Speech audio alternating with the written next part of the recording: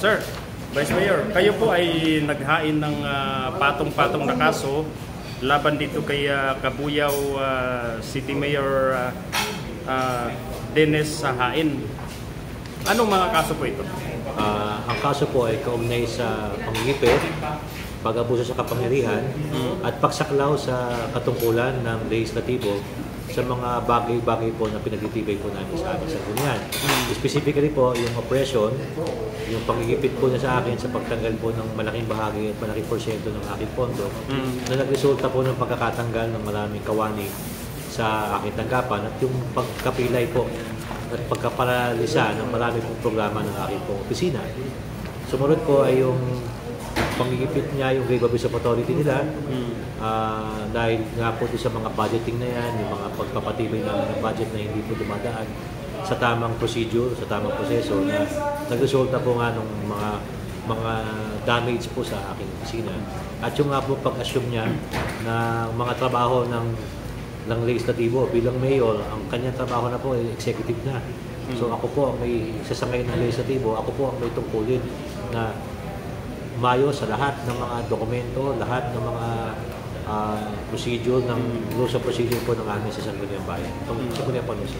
Kailan po ito sinampahan ng kaso at nakailang ulit po ito ay may tatlo na pong kaso na nakasampa at yung iba pa ho ay mayroong taxpayers case na sinampa ho yung iba natin mga nagsampa ng kaso.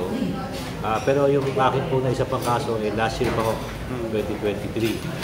So, yung isa ho doon, dumaan na ho sa qualificatory hearing at submitted na po for decision, while the rest po ay nakabin din pa ho sa tanggapan po ng Ombudsman. Mayroon na po bang update? May resolution na bang ipinaba o inilabas ang Office of the Ombudsman? Doon sa isang kaso po na submitted, wala pa naman pong lumalabas pa. Pero yun nga po, kagaya na sinabi ko, ako naman po nagtitiwala sa integridad tsaka po sa wisdom ng ating pong Office of the Ombudsman na maayos po at mariresolba sa aking pabor. Yung pong mga argumento ko po na binanggit doon at matatanggap po natin yung justisya. Yung ibang mga kaso po, ay kasalukuyan po nakabinbin doon. Waiting po tayo ng order para makapagsabit na po ng counter affidavit po yung mga sinampahan po natin ng kaso. Grave misconduct, grave abuse of authority, gross neglect of duty, and inefficiency and incompetence, performance of public officials. Napakarami po nito, Vice Mayor. Ano bang pinag-ugatan nito? Pwede pakilinaw sa ating mga manonood? Ito naman po yan, ang bottom line naman po nito yung fiscal management. Saka po yung patuloy na pamumulitika. Sa kabila po na tapos na ang halalan. Dapat po kasi pagkatapos ng eleksyon, sana, sinasayin sa tabi na namin yung mga kanya-kanya namin pananaw na magkaiba doon sa paniniwala ng partido. Pero kagaya po nga sinabi ko, palagi, pagkatapos naman po kasi ng halalan, dapat ang inuuna na po yung kapakanan ng ating bayan. No, yun nga po, nung nasapa po ako ng kaso, kagaya po ng binanggit nyo, ako naman, sinampahan din ako ng reklamo. Meron na po isang kaso akong tinanggap, pero mapalad naman po ako na-dismiss po yung mga kasong yan, yung kasong yan. Natanggap po naman po yung justisya. Pero ako naman po, kagaya na sinabi ko, naghihintay po ako sa desisyon sa mga kasong sinampa po. Okay, kayo po ay sinampahan din ng kaso from Mayor Hain. Sino pong nauna? Konseho po ang nagsampa. Konseho. Sino pong naunang mag-file? Ako po ang nauna nag-file. Kasi yung una kong final, Mayor po yun, saka yung konseho. Anong mga kaso po yun? Yun nga po, yung kinasa ko sa kanila, oppression, grave abuse of authority, anti-graft and corrupt practices act. Ako naman po, biniweltahan din ako ng kaso. Dito po sa mga kasong i-final po ninyo versus Mayor Hain, bukod po kay Mayor, sino-sino pa po ang mga involved sa mga sinampahan ninyo? Dito po sa kinaso ko, patungkol po kasi ito sa budgeting. Ang sinampahan ko ng reklamo ay yung Mayor, members ng City Council sa Sangguniang Panglungsod, tsaka po yung members ng Local Finance Committee. Sila po kasi yung nagpe-prepare ng budget na sa pananaw ko po, masyado pong naging instrumento ng panggigipit sa akin pong opisina. Total, ilan po sila mga pinailan na kaso? Mga 16 po. 16. Meron na bang instances na sumagot si Mayor doon sa ipinail yung kaso? Yung Ombudsman naman po, nag-require to submit counter affidavit. So, ginawa naman po nila yun. Tapos nagawa din po kami ng position paper, nag-submit din po kami. Pero yung last part po kasi, yun naman pwede mangyari, pwede hindi. Pero this time, sa kaso ko po, nag-conduct po ng qualificatory hearing. Siguro para i-clarify pa yung other matters po ng kaso. So So nag-conduct po noon, ako lang po ang umattend, wala po ni isa sa kabilang panel po ang umattend. Ang umattend lang po yung nagpakilala nilang abogado. Okay, bilang kayo po ay nasa politics, isa po sa tendency na magiging reaction po ng taong bayan at maging sa mga kaalyado or mga kalaban sa politika is yung timing po ng paglabas niyo sa media. Paano po pag sinasabi po na political motivation po yung ginagawa niyo? Ano po yung magiging sagot niyo? Yan naman no, yung typical na lamang na palusot ng mga taong walang masabi na tugon doon sa mga palatang po natin. Pero kagaya nga po ng mga layo ko sinasabi, hindi po ito ang first time na nakapag-usap po ako sa media. In fact, marami na pong instances na nakausap ko na po yung ating local media. Hindi lang po sa Cabuyao, kundi po sa buong lalawigan ng Laguna. So ito lang po siguro, sabi natin first time na ako po ay nakapagpahayag sa national media. Para po kahit paano, may iakit man lang sana itong issue na to, hindi lang po sa aming lungsod, hindi lang po sa aming lalawigan, kundi po sa buong bansa kasi marahil baka hindi lang sa akin nangyayari ito. Kaya nga nagpapasalamat po ako sa opportunity na ito ay naiakit sa level po ng national. Pero ulitin ko po, ito po yung matagal namin usapin sa Cabuyao. Marami na po akong nakakwentuhan na media practitioner. Marami na rin po ako nakakwentuhan mga kababayan namin. At kinukwento ko po lahat to. Kasi yun nga ang iniiwasan ko, yung masabihan. At tuwing panahon lang ng eleksyon natin sinisiwalat yung mga gatong usapin. You can go through or browse through all my social media accounts para makita niyo kung totoo ang aking sinasabi. Mayor Lep Openia, kayo po ay isang abogado at matagal pong naging abogado. Okay, meron po tayong mga kasabihan na justice delay, justice denied. Kayo, ano ba ang may tiwala pa rin ba kayo sa ating justice system? Opo, bilang abogado, tayo po talaga ang tagapagtaguyod ng katarungan. Kung may mga instances talaga na tumatagal yung katarungan, dapat tayo din ang unang magtatanggol. Pero of course, within the parameters ng katwiran. Kasi mahirap naman din katwiran kung masyado ng matagal yung kaso. Pero ako nga po bilang abogado, hindi tayo gagawa ng ilang mga pamamaraan na taliwas doon sa batas kasi tayo naman ang mababalikan. Kaya nga po, sabi ko kanina, nagtitiwala tayo sa institusyon, sa mga national government agencies natin na law enforcement, pati po yung nakakatanggap natin ng katarungan. Yun po yung aking nasusulo kasi as a lawyer at bilang yung may malawak na pag-unawa sa mga batas, doon talaga ang ating recourse. Hindi tayo gagawa ng anumang outside of the legal processes. Meron din pong balita na nakarating po sa aming tanggapan na pinahirapan na po kayo bilang presiding officer. Pwede pong pakilinaw? Yung pagpapahirap in the sense na may mga usapin na hindi na ako binibigyan ng kopya mas maaga. May mga pagkakataon na gusto kong magpahayag pero ayaw ko na ako pagsalitain. May mga pagkakataong marami silang absent sa session tapos ako lang ako ma-attend kasi hindi ko alam kung papasok sila o hindi. Yung ganong klase na emotional na pahirap. Pero sa akin po, hindi naman po ako natitinag Although andyan po yung katotohanan na gigipitin, pahihirapan, o kaya i-aapusuhin. Pero at the end of the day, ang aking pong inspirasyon ay yung katotohanan na nagalagay sa akin dito ay yung mga kababayan namin. At yun ang katotohanan ko na kaya ko pangatawanan to at patunayan na katanggap-tanggap at karapat-dapat ako sa pagtitiwala ng mga kababayan. Opo, proceed na po tayo sa medyo mainit-init po ng mga katanungan. Ang pinaka-topic po dito, pinaka-issue is yung umano'y pangungutang po ng 4 billion pesos sa Development Bank of the Philippines. Pakibigay po ng linaw at mga kababayan. Kagaya po ng layo ko pinakwento sa aming lugar, sa palagay ko po ay irregular at hindi po tumama sa tamang proseso yung aming pag-utang ng 4 na bilyon. Kasi hindi po ito dibangan sa tamang konsultasyon, hindi lamang sa amin, hindi lamang sa Local Finance Committee, lalo tigit sa aming mga kababayan. Hindi rin po ako namibili ng sapat na impormasyon o dokumento para makita po natin kung ano ba yung detalye ng 4 na bilyon na yan. Of course, sa lagi ko nga pong binabanggit, walang masama sa pag-utang. Pero kailangan natin sumunod sa alituntunin ng batas at due process at yung konsultasyon sa ating mga mamamayan. Kasi hindi naman kami bilang mga lipot bayan ng magbabayad yan. Ang magbabayad po nito, lungsod na kung mababawasan ng pondo na sana ilalaan mo na sa mga serbisyong pantao, ibabayad mo sa utang, di ba injustice din yun sa ating mga mamamayan na dapat po ay mataas na uri ng serbisyo yung tatanggapin nila. Kaya po ako kumukontra. Pero yung concept of securing a loan, hindi po ako kontra doon. Pero kailangan natin sundin yung mga procedure. Kaya ako pa bilang abogado, may po talaga ako dyan. Dapat tayo mismo na naglilingkod, tayo narunungkulan ng una nagpapatupad ng batas at hindi lumalabag sa batas. So kanina po, tungkol ito sa 4 billion pesos na pautang. Ito naman pong 3.2 billion, tungkol saan naman po itong issue? Yung 3.2 year po yung budget ng city for next year. Next year. Ayan din po, medyo may kalokohan dyan. Gawa ng, hindi man lang po ako binigyan ng kopya nung proposed na budget for next year. Ang gusto lang po ng Sanggunian, ang gusto lang siguro na po, sa utos siguro ng po ng lungsod, huwag natin bigyan ng kopya si Vice Mayor. Bahala na sa tumingala, bahala na sa mag-isip kung saan sa kukuha ng kopya ng budget na taliwas na naman po sa batas yun. Kasi Sanggunian po ang nakalagay sa local government code na dapat Sanggunian as a whole, bigyan ng kopya. Yan ang katwira nila. Basta nabigyan ng isang konsehal, nabigyan yung chairman ng committee ng budget, okay na daw yun. Pero hindi. Malinaw sa batas na Sanggunian.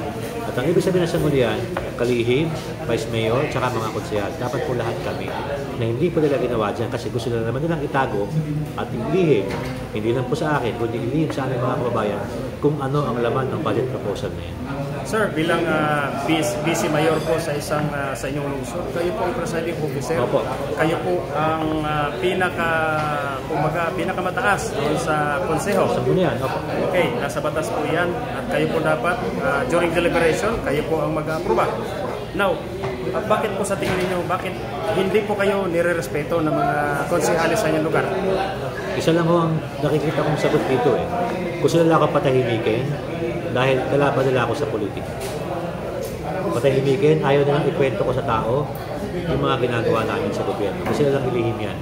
Kung sa akin nga ako nililihim eh, paano ko pa may papalam sa tao? Yung forbidden nga po ng pangutang, kung di ko pa kinilito sa tao, hindi nila malalaman. Yung budget ko na yan, na hinihingi ko, kung di ko kinilito sa tao, na pinagkakain sa akin, hindi nila malalaman. So gusto ko po kasi malaki yung awareness ng ating mga kababayan. At yung ayaw nilang magkaroon ng transparency and accountability sa gobyerno na hindi naman po talaga uubra. Dapat talaga kasali ang tao sa pamamahala sa pamahalaan. Wala kang iba nakikita dahilan kundi pamumulitika lang kasi kalaban nila ako sa politika. So, ngayon po, meron po ba kayong gustong ipaabot na mensahe sa inyo pong mga kababayan po sa Cabuyao, Laguna? Opo. Laging sinasabi po ng aking mga katunggali sa politika, ako daw po yung ngawa ng ngawa. Hindi naman daw ako gumagawa. Pero bahagi po ng isang malayang pamahalaan, isang malayang lipunan na tayo ay nasa demokrasya. At lahat ng mga nakikitang mali, karapatan natin punahin at gumawa tayo. Kasi kung mananatili tayong tahimik, yung mga gagawa ng mga katiwalian sa gobyerno, magagawa nila ang gusto nila eh. Kaya ang layo kong mensahe sa aking mga kababayan na sa lahat ng mga pag-usap ko, ipagdasal niyo po ang ating bayan. Ipagdasal niyo po kami ng mga nanunungkulan para matauhan naman kami na dapat kami ay naglilingkod ng maayos sa inyo. Na kami, na pinagkatiwalaan nyo, binigyan nyo ng mandatong maglingkod, suklihan naman namin yung tiwala at supportang binibigay nyo. Kasi malaking injustice po kung hahayaan na natin na sila magpatuloy ng manungkulan na hindi nagpapaliwanag kung paano nila ginagamit ang pera ng bayan at kung paano sila naglilingkod at kung ano ba yung mga katiwala ang ginagawa. Ako po yung, hindi sa pagmamalaki, ako po yung gusto ko maging boses ninyo. Gusto ko maging tinig ng tao na kung ano yung tama, yun ang susulok natin. Kaya nga, kung ano man ang mga hamon ko sa politika sa susunod, handa ko pong hanapin yan. Handa ko magpasubok sa tao, hindi lang sa mga kasama ko. At asahan nyo, hindi ako natitinag sa pagmamahal sa ating bayan, sa aking paninindigan, na unahin ang kapakanan ninyo. At asahan nyo po sa susunod na hamon, lagi yung kapakanan nyo ang unahin. At ipapasalamat po ako sa iyo, sir, sa oportunidad, sa pagkakataon nito. Sana po mapalawak pa natin itong kwentong ito. Wala namang masama, kunin nyo yung panig nila para mabalanse ang kwento na hindi lang yung side ko nalilinig ko rin. So God bless po sa ating lahat at maraming salamat. If I may, meron ba kayong gustong iparating sa buong miyembro ng konseho at mismong kay Mayor Haen? Baka gusto nyo lang. Ang akin yung iba naman, nababasa ko na ito sa social media, merong mga nagpapanawagan ng debate. Yung debate ba na magharapan kami sa issues ng bayan. So para sa akin, okay yun, na kaming dalawa, tumayo kami sa harap ng tao, kung live ba yan, Muli Gordon man yan, sa plaza man yan, kung saan man, handa ko pong tanggapin yung hamon ng mga kababayan ko para alam natin kung sino yung nagsabi ng totoo. May sinasabi siya, may sinasabi din ako, di magharap na kami dalawa. Diba? Sa harap ng mga pinagdinig ko na namin mga tao. And of course, ang panawagan ko sa mga konsehal, isa lang, ipagtanggol natin ang institusyon na sangguniang panglungsod. Kasi lahat tayo bahagi ng sanggunian. Huwag tayo pumayag na ibaba ang antas ng pagrespeto sa sangguniang panglungsod. Kasi tayo po, mga nagpaplikod bayan, tayo gumagawa ng batas at malaking injustice at pambabastos itong ginagawa natin ito. Kasi darating ang panahon, matatapos ka ba ng term natin? Hindi naman kami forever mayor, forever vice mayor, forever na konsehal. Natatapos po ang term natin. So habang narito tayo, sulitin naman natin at igalang natin yung institusyon para maihanda mo sa mga susunod pa magiging konsehal ng ating bayan. Ito po yung ilan sa mga dokumento na dala-dala ko po ngayon na magpapatotoo po ng aking mga sinasabi. Makapal po ito. Medyo mahirap po siguro pasahin. Pero isa po dito yung kasong sinampasakan sa Ombudsman na nagpapasalamat po ako na dismiss na. Isa po dito, patungkol po naman po ito sa loan na gusto nga po magkaroon ng mas malawak na kaalaman kasi hindi na po updated to. At sumarami po ang iba yung mga sulat po sa DBP, sulat ko sa provincial government, sulat ko sa mayor, panawagan ko sa kanila para magbigyan man lang ako ng kopya ng mga dokumento na hindi nito.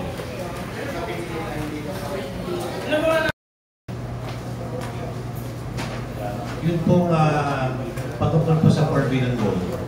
Yun po yung mga clause na pinag-aaralan po ng ating mga abogado. Kasi gusto ko pong magkaroon din ng clear na direksyon kung magkakaroon ba po ng based on the documents na magagagal namin, ay magkakaroon pa po prosecute po yung kaso. Kasi ang narinig ko rin po sa DILG, may karapatan daw ang LGU to secure loans. Pero sabi ko po kasi sa DILG, given naman yan, pero dapat sumusunod tayo sa protocols. So sabi ko po kasi, me as a lawyer also, bago kasi tayo magsampati naman ng kaso, patungkol po sa forbidden na loan, sinisigurado ko po kompleto at may merito para naman mag-prosper siya. Pero doon naman po sa aspeto naman ng budgeting, ay papunta na ho ako doon kasi dalawang beses na akong ginawa eh. Yung sa last year, inislas na ho yung budget ko, subject naman na po ng kaso ng operation yun sa Ombudsman, pending po yun hanggang ngayon. May pinala po ko ng kaso for Grave Abuse of Authority, Operation, and Anti-Gravid Corrupt Practices Act, by reason ng pag-islas nga po ng budget ko.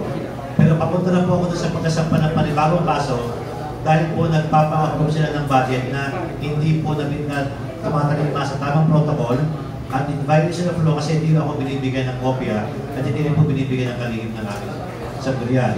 Sa ngayon po, sa pagkakaalam po, ay hindi lang po ako nasampa ng kaso sa Ombudsman.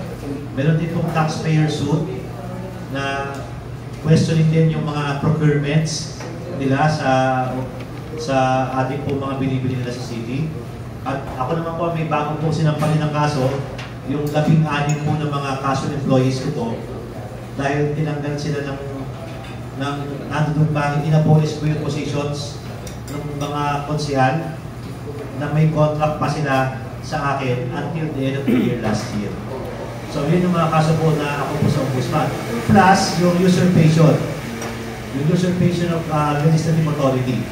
So balik na po yung kasong nakapending na ako po yung nag-aalalay, ako din po yung nagtataguyod, yung the rest po taxpayers cases siya based on the irregularities and violations sa procurement law and Anti-Gravid Corrupt Practices Act. Okay. Next. Ikaw po, ikaw. Liwanag. Sige. Ang liwanag po ng Jari President. Sir, napanggit po kanina na kinuha ng isang konsehal. Siguradong kasampot ni Mayor yan. Sino pong konsehal po ito? Thank you.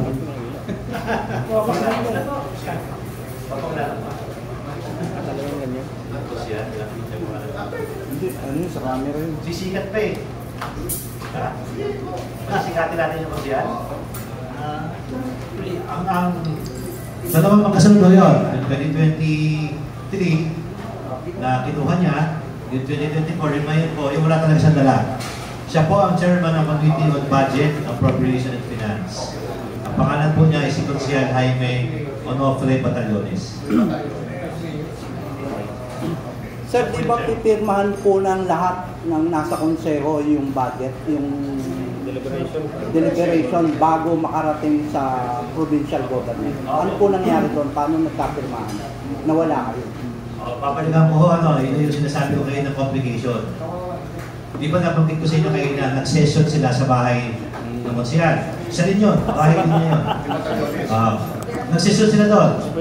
So, nung time na yon, special session po, dalawa kasi ang session. Isang regular session, isang special session. Regular sessions, every Monday po yun dati, ginawa po namin Tuesday. Okay, wala problema doon. Yung special session po, na pinatawag ng mayor for the purpose of approving not only the loan, but also yung budget. So, ang ginawa ko po, sinulatan ko yung mayor. Sabi ko sa mayor, may karapatan ka magpatawag ng special session, sabi ng batas yun. Pero wala kang karapatan sabihin na yung venue ng session ay sa bahay ng konsyal. Dapat sa session yung tayo ng session. So, anong nangyari po doon, nagsesyon ako, sinunod ko yung mayor. Nagsesyon po ako, pumunta po ako sa session hall. Yung mga konsyal, inaantay ko pumunta doon. Hindi sila nagpunta doon. Kung sila nagpunta sa bahay. Kumpirma niyo, sir. So, doon na po nagkaroon ng complication. Gumawa sila ng sariling sekretariat. O, kita nyo ha, nag-appoint ang mayor ng sarili niyang sekretariat. Hindi naman officially, pero parang sinabi niya, ikaw na muna ang gumawa ng mga ordinansa. So, gumawa ang mga konsihal ng ordinansa base sa session nila sa bahay nila. Gumawa din po ako ng akin. Kaya dalawa po ang ordinansa namin. Isang galing sa akin, at galing sa sekretary, at isa yung sa pinumuli ng sekretariat nila.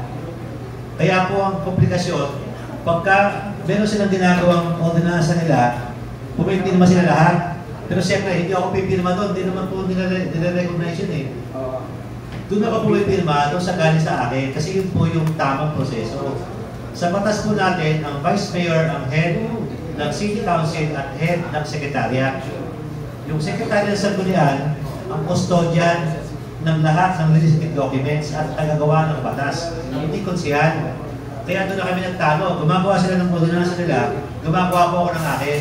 Kaya yung budget po na yung last year, pumilma sila lahat, hindi, nakalagay po sa ibabaw ng pangalan ko, refuse to sign daw ako. Yun ang pinorward nila sa provincial government. Tapos ako naman, gumawa ako ng akin. May opinion ako doon, lahat naman sila ayaw pumilma doon. So, dalawa po ang ordinansa namin ngayon. Yung ginagawa nila at yung ginagawa ko, ang ginagawa naman po ng provincial government, pareho po tinatanggap. Kasi sabi daw, hindi naman nila pwede tanggihan yung nagpapanisip sa kanila. Pero sabi ko naman, kung gusto nyo, ipatawag nyo kami. Konsihal, Vice Mayor, Secretary, magpatawag kayo ng committee hearing dyan sa provincial government. Sabihin, itanong sa amin kung sino ba dapat ang tanggapin sa amin dalawa. Hindi naman nila ginagawa. Kasi may kaalyado ang mayor na bukal doon po sa provincial government. Yun po ang tagaharap doon. Ilang beses na po ako sumulat din sa provincial government, sa provincial board. Sabi ko, ipatawag nyo kami. Willing po ako makupo para malaman nyo kung ano nangyayari sa amin ng Luzon. Kasi talaga po din nasa ko pumapasok doon sa kanila. Ganun ka komplikado doon. Kaya to answer your question, yung budget na pinorward nila, wala akong pirma. Pero nagpo-forward din ako ng budget ko, sila naman ang walang pirma. Tapos ngayon, yung 2025 budget, sabi nila, nabanggit ko kanina, binungkahi ko, pinangalawahan ng lahat ng kasama ko dito. So, approve na yan.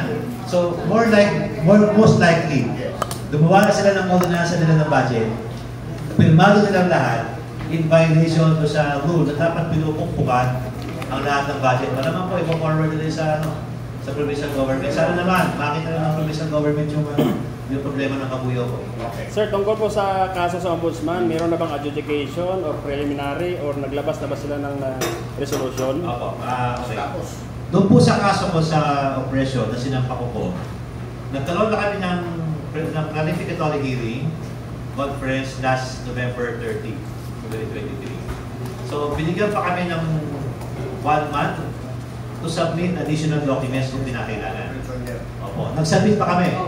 So, sabi niya, pagka-submit, edi sabi ng aming hearing officer, once submitted, At that time, sabi niya, submitted na siya for resolution. So, kung bibilahin ko po ng isang buwan, siguro November 30 to December 30, deep submitted na po siya. So ako naman po, sabi ko nga po, hanggang ngayon wala pa namang resolution. At ako naman po siguro, baka naman nakita nila na medyo mabigat talaga yung mga paratang, sumagot din naman po yung kabilang panig. Although hindi naman umatid sa hiling po yung kabila, ako lang po yung umatid noon. So, Ombudsman for Luzon, yes. So basta ako po, nagtitiwala ako sa Ombudsman. I was able to argue all yung issues ko properly as a lawyer, effectively. Sana po makatanggap po tayo ng katarungan. So yung sabi ko nga po, meron pong taxpayers na case pa, as I'm aware, may sabihin na rin po for resolution doon. Pero for the record, ang pagkakalam ko po, bukod sa kaso ko na nakasampa, meron po 7 kaso na nakasampa against the mayor sa Office of the Ombudsman. Yes. Sir, paglilinaw po, kayo lang po ba ang nag-file ng kaso or meron pang mga iba? Private or meron din pong private. mga kasamahan? Yes. Meron din pong private. Pwede Sa pagkakalam ko po.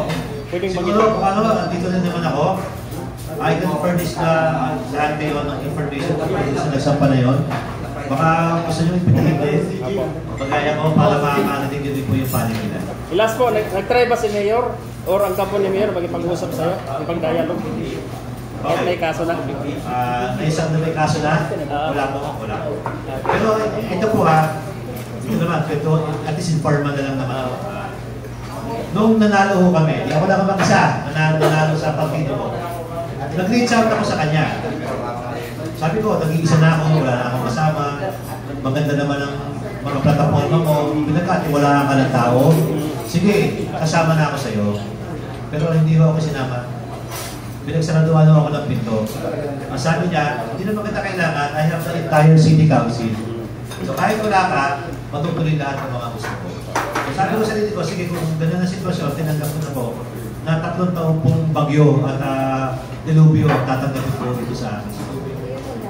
Jim, please. Yes, sir. Good morning. Jim Villamente, Daily Tribune. Clarification lang.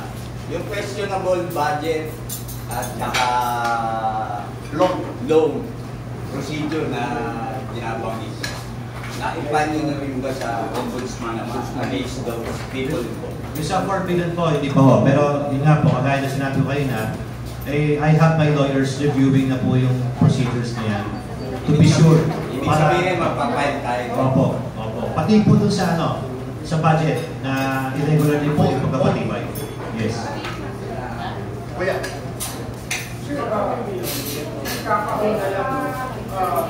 Dalawang kaso, operation and great misconduct.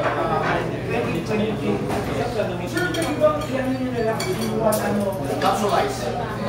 yung operation, bakit kayo nagsampa, and bakit kayo rin nagsampa ng great misconduct? Para isang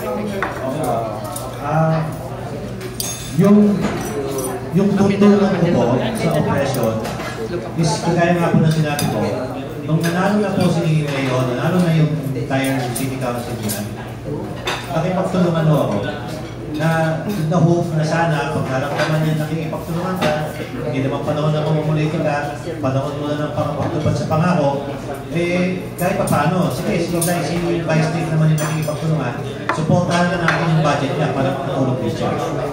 Saka na lang ulit, sakali mag-iwalay. Nung mag-a-approve po kami ng 2023 budget, hindi na ho ako nasibigyan ng pagkakataong makonsulta. Meron po ako sinabit na proposal. Pero sa halip po na bigyan dahil ng proposal ko o kaya malilig lang ang panig ko, kasi of course, di ba, opportunity naman ng department, i-defend mo yung proposal mo bago namin bigyan dahil yan. Hindi naman po ko binigyan ng pagkakataong i-defend yung budget ko eh. So isang aspeto na yun ang pag-ipit. Kasi due process po yun. Kasi ang akin po doon, hindi lang ako, yung operations ng opisina ko, kundi yung mga tao na nilingkod na kasama ko.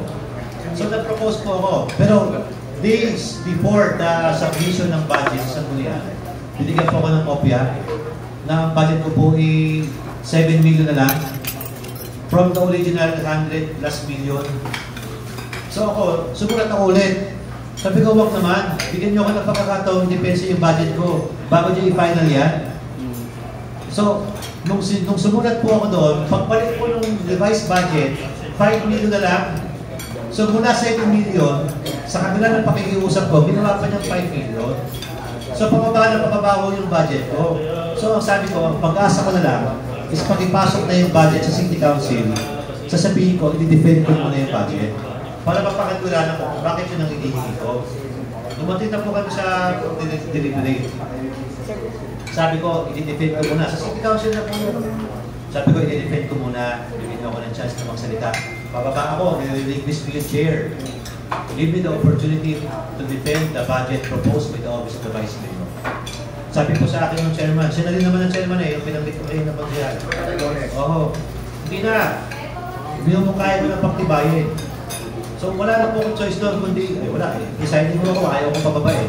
Hindi naman ako pwede bumaba na hindi sila sa kanila ng council. So, with a heavy heart, wala na ako din pagpakin po yung budget na yun na effectively, wala lang po na yung operations ko, tanggal na yung mga tao ko. So, wala na ho ako, pinag-guest na muli ako noon, kaya nag-decide na po ako magsampa ng Grave Abuse of Authority at saka oppression. Kasi inabuso na po yung kapangyarihan. Bakit? Sa batas po natin, kaya po ang council nag-convene to deliberate, to discuss, to finalize, kasi baka may mali kung sa sinasabit ng mga proposals. Hindi na po namin ginawa yun. Grave Abuse of Authority kasi inabuso yung kapangyarihan na dideprive mo yung isang kasamahan mo sa kanyan para magpaliwanag at depensahan yung budget niya. Oppression kasi, by the fact na in-slash ng 90% yung budget po ng Vice Mayor, pag-iig siya ng pressing karga. Ginipit mo na po ako to the extreme level. Sir, yun yun, yung grave misconduct / grave abuse of authority, yun ang tulong. Sir, kayo, sabi nyo nga, nababit nyo, naging okay ba sa inyo yung response ng provincial, yung simulat, nag-order si Rob Ramil, ngayon kay Vice Gov Karen, okay ba sa inyo o parang nakukulangan po kayo? Para sa akin naman po, yung the fact na sulatan nila, malaking bagay na po sa akin. Ang magiging tanong lang doon, iko-comply ba ng tao o ng konseho? Kasi kagaya po lang silang natin, kaya kay Vice Governor ordering the Mayor to submit an explanation within 5 days. Tapos na yung 5 days, wala naman siya sinasabit ng explanation. Pangalawa, yung kay Governor reminding us, based on law, na dapat sanggulingan, nasa whole, ang pananagal ng budget. Yung pangatlo po, yung sa DILG, ordering them, oy, bigyan niyo ng copy na si Vice Mayor ng budget. Sa akin po, siguro yung ganong effort, kung sa tingin man natin ikulang, pero sa pananaw ko, hanggang doon na naman ang kaya nilang gawin.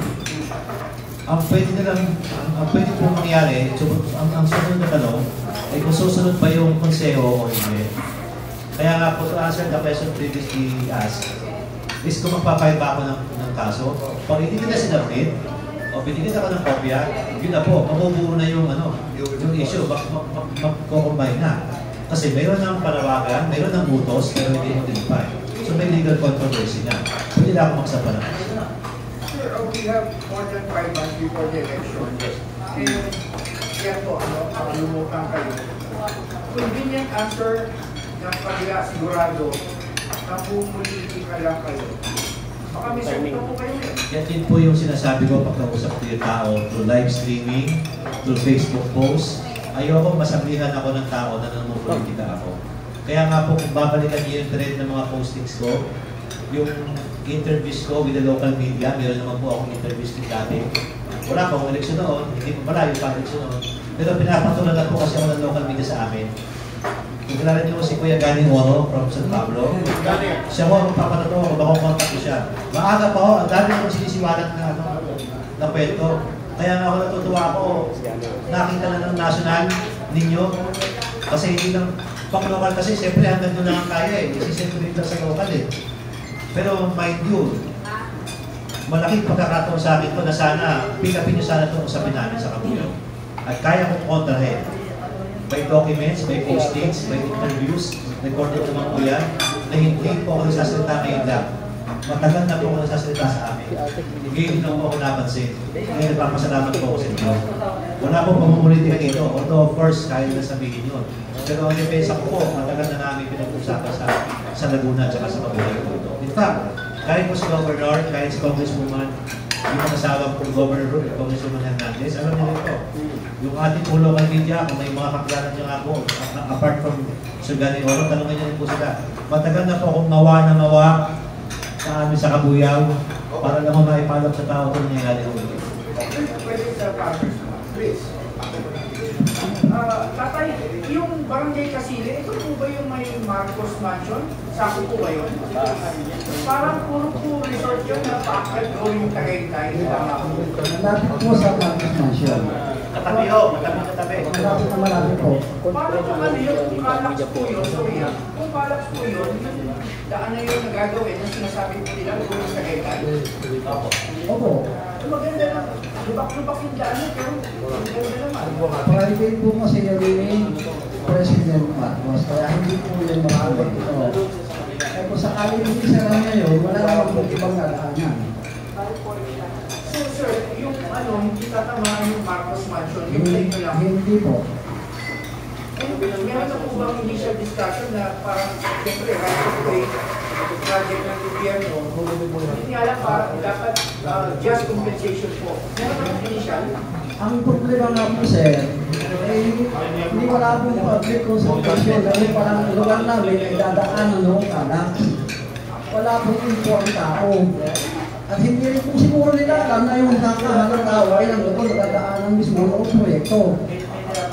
Bakit po Santa Rosa reality, hindi yung sa operator ng tol, ng Calax? Bakit daw po? Siguro po, hindi ko po ba ipaliwanag ng diretsyo, pero nandun po yung sampwatan siguro. Next. Sige, boss. Gonzales po, Sir, ang soundbite lang, kasi sabi nyo, marami na kayong series of posts nyo sa social media account. Ang soundbite lang, bakit kailangan malaman ito ng publiko itong dalawang malakihang paggastos ng pondo ng inyong Ano sa lahat po, we are a government of laws and not of men. We should be governed by the rule of law, not only by the rule of the majority. And we should be, as public officers, accountable. Diba, nasa Constitution po yun. Accountable at all times sa tao. Transparency, accountability, and good governance. Kasi po, ang tao ang naglalagay sa amin dito kung bakit ito kami nanunungkulan. At utang din po namin sa tao na ipaalam ang lahat ng mga pagkilos naming mga napagtiwalaan. Kaya nga po pinaglalaban ko yun eh. Basic po talaga sa amin sa government dapat. At tayo as media practitioners, tayo po ang bastion ng katotohanan. Tayo po ang nagtataguyod. Diba yung mga nililihim? Tayo ang nagsisiwala. Lahat ng katiwalian sa gobyerno. Dapat tulong po tayo para maipaalam ito sa tao. Kasi po, doon lang sa pangutang na yan, kagaya po na sinabi ko kanina, ilulubog po ang bayan na hindi po alam ng tao na lubog na sila sa utang. Na tungkulin po namin, ako bilang isang lingkod bayan, na lahat ng mga problema dapat alam ng tao. Lahat ng mga success dapat kasali rin ng tao. Kasi ang gobyerno po ay tao eh. Hindi naman yung mga building yan eh. Ang gobyerno po tayo. So dapat po tayo bilang mga tao, kami din bilang nanunungkulan, kami dapat ang may responsibilidad na ipaalam sa tao ang lahat na ginagawa namin. Para nga maiwasan ang corruption, para maiwasan yung mga kaliwalian sa pamahalaan. Kasi kung walang popula, tatahimik na lang tayo lahat. Diba? Gulo na lang yan. Saka parang tayo, bahagi din tayo ng problema. Hindi tayo nakatulong sa solusyon, kung tayo tatahimik lamang.